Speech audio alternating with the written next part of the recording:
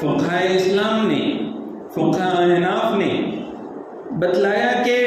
قربانی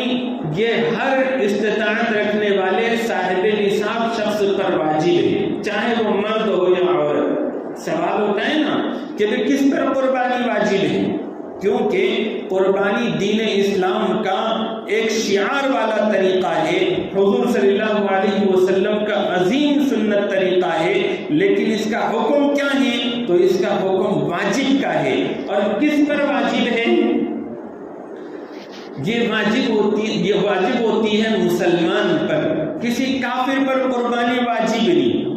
یہ واجب ہوتی ہے بالغ پر، جو نابالغ ہے اس پر واجب نہیں۔ اگر کوئی گھر کا ذمہ دار اپنے نابالغ بچوں کی طرف سے قربانی کرے تو ادا ہو جائے گی، اس کا ثواب بھی قربانی کرنے والے ہی کو مل جائے گا، لیکن واجب نہیں ہے کہ نابالغ بچے کی طرف سے کرے۔ اسی طرح سے مسافر پر قربانی واجب نہیں ہے، جو مقیم ہوگا اس پر قربانی واجب ہوگی، جو سفر میں ہے شرعی مسافت پر، اور اب کوئی حج پر گیا ہے مثال کے طور پر، اور وہ مکہ مکرمہ پہنچا اور وہاں حج کے دن آنے تک اب اس کے 15 دن نہیں ہو رہے ہیں، تو وہ وہاں پر مسافر ہے۔ اب اس پر حج والی قربانی تو ہوگی، لیکن سارے مسلمان جو انجام دیتے ہیں یہ قربانی بقرعید والی، تو یہ اس پر واجب نہیں ہوگی۔ لیکن اگر وہ وہاں پر 15 دن سے زیادہ ٹھہر گیا یا 15 دن رکنے کی اس کا ارادہ ہے، تو پھر اب وہ مسافر نہیں ہے بلکہ مقیم ہو گیا ہے۔ جو مقیم ہے اپنے ٹھکانے پر ہے تو اس پر قربانی واجب ہے۔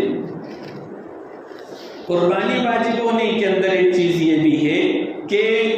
وہ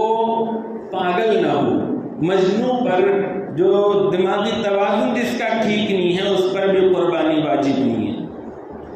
ایک چیز یہ بھی ہے قربانی واجب ہونے میں کہ وہ صاحب نصاب ہو۔ صاحب نصاب کا کیا مطلب؟ تو ایک تو وہ لوگ ہوتے ہیں جن پر زکوٰۃ فرض ہوتی ہے، تو جن لوگوں پر زکوٰۃ فرض ہے ان پر تو قربانی واجب ہے ہی، اور ایسے لوگ جن پر زکوٰۃ تو فرض نہیں ہے لیکن ان کے لیے زکوٰۃ لینا درست نہیں ہے، اتنا مال ان کے پاس ہے، وہ کون سے لوگ ہیں؟ زکوٰۃ جن پر واجب ہوتی ہے وہ تو معلوم ہوگا ہی سب کو مسئلہ، تو اب ان لوگوں کو تو دینا ہی ہے، قربانی واجب ہے۔ لیکن جس پر زکوٰۃ واجب نہیں ہے لیکن اس کے پاس ضرورت سے زیادہ، اپنی حاجات اصلیہ سے زیادہ اتنا سامان ہے گھر میں یا اتنی چیزیں ہیں اس کے پاس کہ جس میں 52.5 تولہ چاندی آ جاتی ہے۔ مثال کے طور پر ایک آدمی کے پاس اپنا رہتا گھر ہے، دوسرا ایک گھر ہے جو بیچنے کی نیت سے نہیں ہے، بیچنے کی نیت سے اگر لیا ہوتا تو زکوٰۃ آ جاتی، لیکن اب بیچنے کی نیت سے نہیں لیا تھا تو پھر اب اس پر زکوٰۃ نہیں ہے۔ لیکن ایسا مکان ہے کہ سال بھر ایک بھی دن اس میں نہیں رہتا، یعنی حاجات اصلیہ سے زیادہ ہے، تو پھر اگر اس مکان کی قیمت اتنی ہے کہ جس میں 52.5 تولہ چاندی آ جاتی ہے تو پھر اب ایسے شخص پر قربانی واجب ہے۔ اسی طرح سے گھر میں ٹی وی ہے، گھر میں ضرورت سے زیادہ کپڑے ہیں، الماریاں ہیں یا فریج اور کولر ہے ایسے کہ جو استعمال میں نہیں آتے، سال بھر وہ فریج کا استعمال نہیں، سال بھر الماری کا استعمال نہیں، ٹی وی کا بھلے ہی کتنا کیوں نہ استعمال کرتے ہو لیکن وہ چونکہ ضرورت سے زیادہ ہے، کیونکہ حالات معلوم کرنے کے لیے ٹی وی کی قطعاً حاجت نہیں ہے، اور سیریل اور فلمیں اور یہ دیکھنے کے لیے تو اس کی قطعاً اجازت بھی نہیں ہے، تو وہ ضرورت سے زیادہ ہوگی۔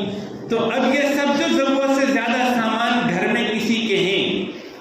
یا ضرورت سے زیادہ کوئی اور چیز اس کے پاس ہے، مثال کے طور پر گاڑی ہے، 2 گاڑیاں اس کے پاس ہے، ایک گاڑی استعمال میں ہے، ایک گاڑی سال بھر استعمال میں نہیں آتی، تو وہ ضرورت سے زیادہ ہے۔ غرض یہ کہ ضرورت سے زیادہ ایسی ہی پڑی ہوئی چیزیں ہو سال بھر، یا پھر شو کی چیزیں ہوں جو ضرورت کے لیے صرف شو کی چیزیں ہیں، استعمال کی نہیں ہے یا ناجائز استعمال میں آتی آئی تو اب یہ ایسی چیزیں ہیں کہ اس کی قیمت معلوم کریں گے۔ اگر یہ 52.5 تولہ چاندی کی قیمت کے ہو گئے تو پھر قربانی واجب ہو جائے گی۔ تو دو باتیں ذہن میں رکھیں، ایک یہ کہ جس پر زکوٰۃ واجب ہے اس پر قربانی بھی واجب ہے،